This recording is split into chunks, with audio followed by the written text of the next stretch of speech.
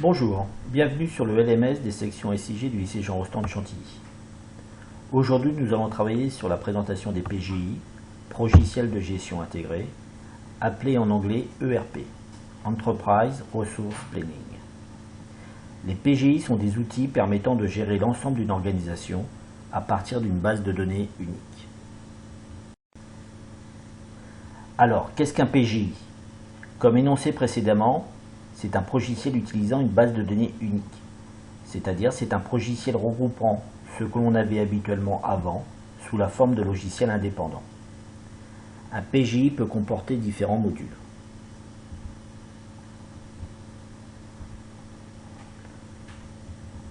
Le premier module que l'on peut trouver sur un PGI est le module de gestion de production, qui permet de travailler sur la qualité, la gestion de projet, l'ordonnancement, des stocks, etc.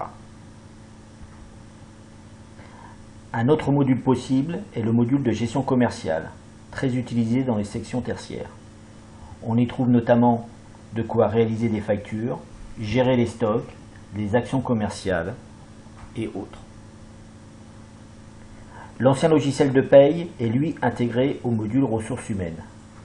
Il permettra de gérer toutes les informations sur le personnel, date embauche, profil, etc., de gérer la paye, la formation. Enfin, le module finance qui permet de gérer, lui, toute la partie comptabilité générale et annexe. Maintenant, les avantages dans l'utilisation d'un PGI. Tout d'abord, le partage du même système d'information par tous les partenaires, internes ou externes. C'est un avantage important. En effet, tout ce qui va se passer dans un service va se retrouver automatiquement transféré dans un autre service, sans avoir à le retravailler.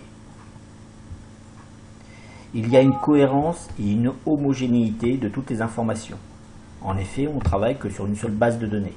Il y a donc une non-redondance d'informations, de saisie, et d'autre part, il y a intégrité des données. On a une réduction du temps de traitement de l'information, gain de temps et de productivité.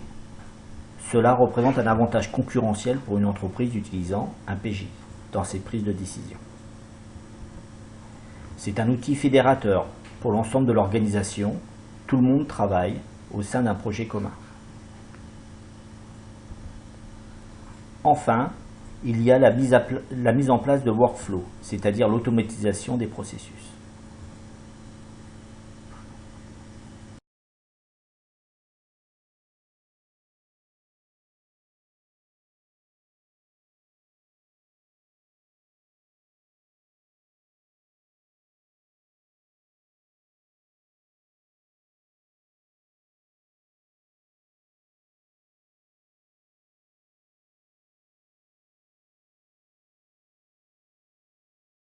Les inconvénients dans l'utilisation d'un PGI.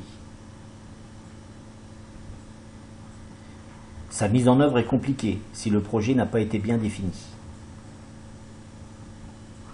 Le coût financier est élevé. Il peut représenter plusieurs centaines de milliers d'euros. La mise en place du PGI suppose un paramétrage lourd et délicat. Enfin, il y a une dépendance vis-à-vis du fournisseur.